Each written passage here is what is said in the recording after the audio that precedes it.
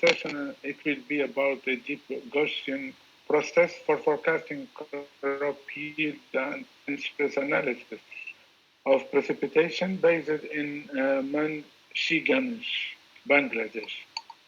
The authors of this paper are Mustafa Didar, Mehdi, Nusrat Jahana, Mitrika Madiha Shamis, Labib Chaudhry, and they are Shahner Siddiq from North South University of Bangladesh. Let's begin the presentation. Hello everyone, hope you are doing okay. I am Mustafa Mahdi and I'm here to present our paper, the deep Gaussian process for forecasting crop yield and time series analysis of precipitation based in Munchiganj district of Bangladesh, which got accepted for presentation at the 2020 IGARSS.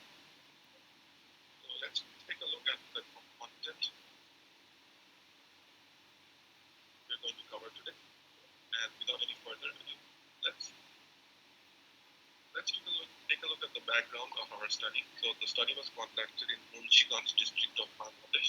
As you all know, Bangladesh has a tropical monsoon climate and has a low flat topography. So inundations and landslides occur mostly in the monsoon seasons, and harvestable crops are damaged every year due to frequent flooding. And we also know that the agricultural sector has been the main source of Bangladesh's economy and still is contributing to around 17% of our GDP. It provides employment to 45% of the labor force. The rural people's livelihood mainly depends. Bangladesh has been ranked as the seventh most vulnerable country to climate risk by the Global Climate Risk Index 2019. And over past 2 decades, from 1995 to 1980, 310 degrees centigrade temperature has been increasing annually, and around 13.4 crore people out of 16.5 are susceptible to declining living standards, and it's estimated that an increase of 1 millimeter per month's rainfall and 10 degrees centigrade can lead to rise of approximately $4 to $15 for net crop per hectare, which is a very big amount for a country like Bangladesh. So without any further ado, let's take a look at the data description. So we had primarily used Landsat 5 and Landsat 7 to collect satellite image data for potato crops. And we had used 8 images from the year 2010 to 2011 and 1 image from each growing season from these years, between these years.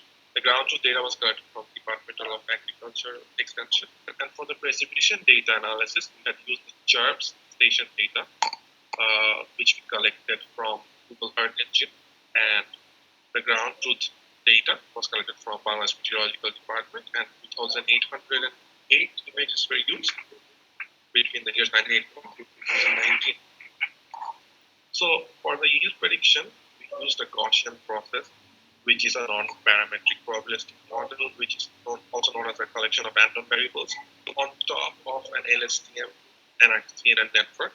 The shortage of training data was resolved by applying a dimension reduction technique, assuming a permutation invariance, which includes treating raw images as pixel count histograms.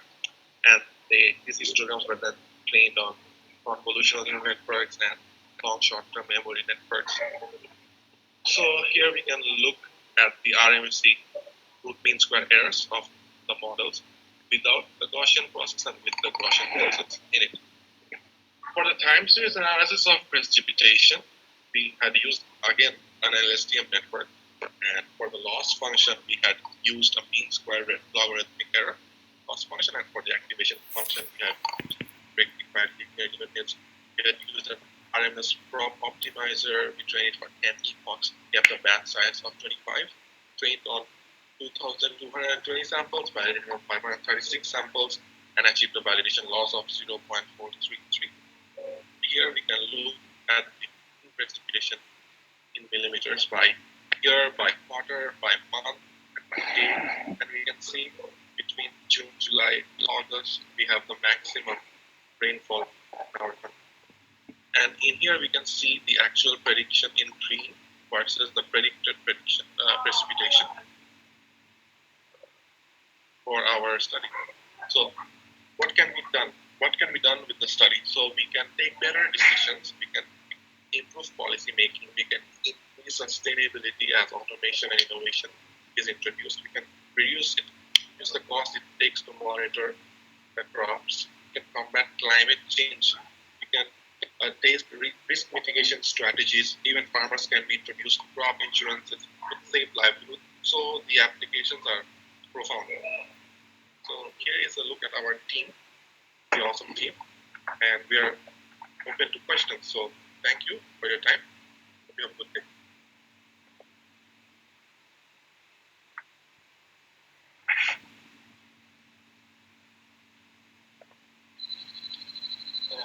Dr. Mustafa, so can you hear me? Yes,